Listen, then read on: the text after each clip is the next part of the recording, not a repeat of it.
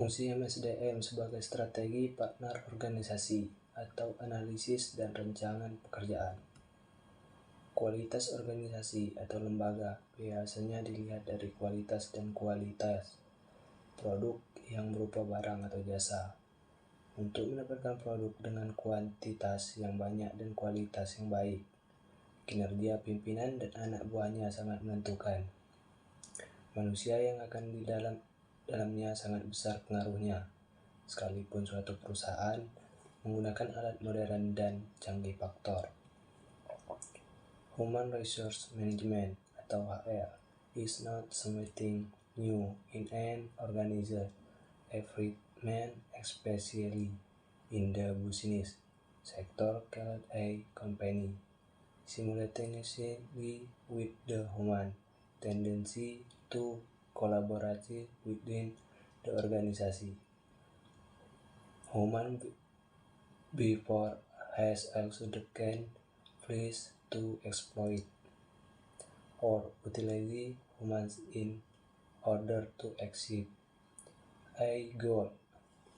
This business in today modern era is called management, as is now an organization consisting of people with a have decided end goals.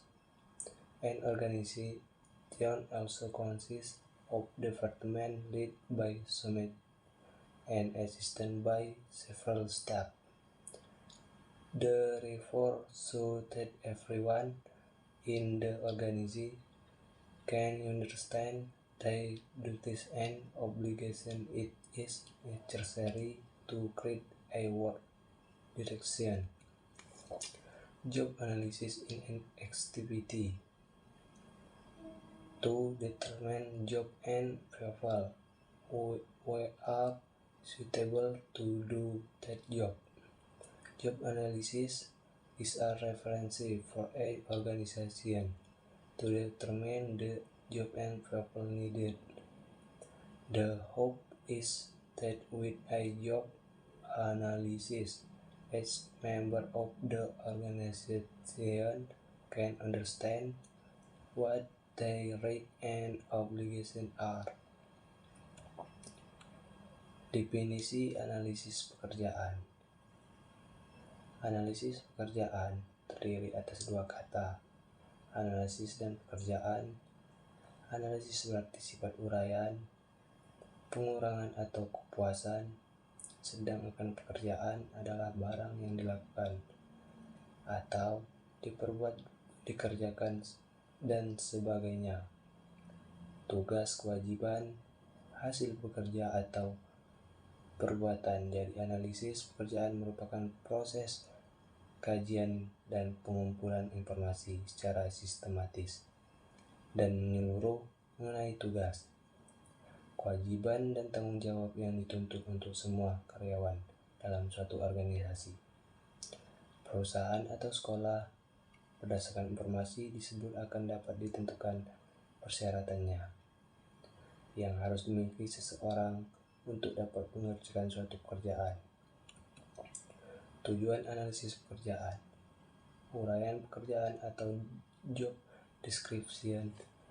Job description atau uraian pekerjaan adalah informasi tertulis yang menguraikan tugas dan tanggung jawab, kondisi pekerjaan, hubungan pekerjaan dan aspek-aspek pekerjaan pada suatu jabatan tertentu dalam organisasi. Rincian pekerjaan yang berisi informasi menyeluruh tentang tugas, kewajiban, tanggung jawab, dan kondisi-kondisi yang diperlukan apabila pekerjaan tersebut dikerjakan. 2. Spesifikasi pekerjaan. Spesifikasi pekerjaan adalah suatu uraian tertentu tentang latar belakang, pendidikan, pengalaman, kemampuan, dan kompetensi atau hal-hal yang berhubungan dengan pekerjaan yang harus dimiliki sebelum mengisi pemegang jabatan atau job tertentu sehingga dapat berfungsi dengan efektif. Secara umum, urutan dari deskripsi pekerjaan semua bagaimana yang mencakup. 1. Identifikasi pekerjaan. 2. Uraian singkat tentang pekerjaan. 3. Tugas-tugas yang dilaksanakan. 4. Tanggung jawab pekerjaan. 5. Wewenang atau pekerjaan. 6. Hubungan dengan pekerjaan lain. 7. Bahan dan peralatan yang dibutuhkan. 8. Konteks pekerjaan. Proses analisis. Perencanaan analisis bekerja atau terbentuk melalui sebagai tahapan dan ketersediaan informasi yang lengkap serta memilih metode dan teknik yang dapat dalam proses analisis pekerjaan harus dilakukan secara terencana dan berdasarkan pada tujuan yang dimiliki oleh setiap organisasi. Oleh karena itu, perlu dilakukan suatu prosedur yang benar dalam pelaksanaan. Adapun proses analisis pekerjaan tersebut adalah 1. Merencanakan analisis pekerjaan. Sebagaimana langkah awal yang penting dilakukan dalam analisis pekerjaan adalah perencanaan, di mana kegiatan ini dilakukan sebelum pengumpulan informasi dari berbagai sumber. Pada tahap ini, analisis pekerjaan menentukan 1. Tujuan analisis pekerjaan, misi atau visi dan tujuan dari perusahaan. 2. Memastikan ketersediaan informasi sebagai dasar untuk menentukan analisis pekerjaan. 2. Mempersiapkan analisis pekerjaan. Tugas para analisis menentukan jenis informasi yang dibutuhkan dan menentukan metode dan teknik analisis pekerjaan. Pada tahap ini, dilakukan pengidentifikasi tugas-tugas dalam pekerjaan untuk mengetahui karakter pekerjaan tersebut. Jenis pekerjaan yang dianalisis mulai dari unit-unit satuan tugas terkecil sampai pekerjaan pada seluruh organisasi. Evaluasi pekerjaan. Deskripsi dan spesifikasi pekerjaan. Perlu dilakukan evaluasi apakah efektif untuk dapat dilaksanakan pada tahap berikutnya. Penilaian dilakukan dengan melihat hasil kerja karyawan tersebut. Manfaat analisis pekerjaan. Perencanaan pekerjaan untuk menghasilkan pekerjaan yang efektif dan efisien. Perencanaan sumber daya manusia untuk menentukan jumlah dan tugas sumber daya manusia sebagai pedoman untuk merekrut atau menyeleksi dan menetapkan SDM dalam perusahaan. 4. Pengembangan sumber daya manusia sebagai dasar untuk mengembangkan karyawan melalui pendidikan dan pelatihan. 5. Penilaian kinerja untuk menetapkan prestasi kerja karyawan dan memberikan penghargaan bagi karyawan yang bekerja secara efektif dan sebagainya. Rancangan pekerjaan.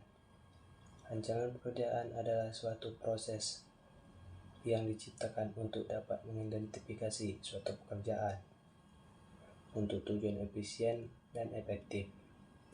Rancangan 12 pekerja bertujuan untuk mempermudah menjelaskan suatu pekerjaan. Rancangan pekerjaan yang baik akan menghasilkan tugas-tugas yang diselesaikan secara efisien dan aktif. Merancang suatu pekerjaan yang efektif merupakan suatu tugas yang sangat rumit. Kesulitan akan diperoleh karena harus menyelesaikannya dengan peralatan, karakteristik personalia, dan waktu yang dibutuhkan. Rancang pekerjaan meliputi banyak faktor yang mengaruhi antara lain 1. Perubahan teknologi. 2. Spesifikasi pekerjaan. 3. Tuntutan serikat pekerjaan. 4. Kemampuan karyawan yang akan ada sekarang. 5. Tersedianya calon karyawan yang ada. Kesempatan pengetahuan dan kemampuan antara karyawan dan kebutuhan psikologis dan sosial dari pekerjaan. Karakter inti pekerjaan. Karakter pekerjaan adalah sebuah pendekatan dalam merancang pekerjaan yang Tunjukkan bagaimana pekerjaan dideskripsikan ke dalam 5 dimensi inti, yaitu keanekaragaman keterampilan, identifikasi tugas, arti tugas, faktor-faktor yang mempengaruhi rencana pekerjaan, faktor organisasional, pertimbangan organisasional dalam merancang pekerjaan mencakup dalam hal-hal pemilih struktur organisasi, faktor lingkungan, faktor keperilakuan, keluasaan seseorang dalam melaksanakan tugas dan tanggung jawab.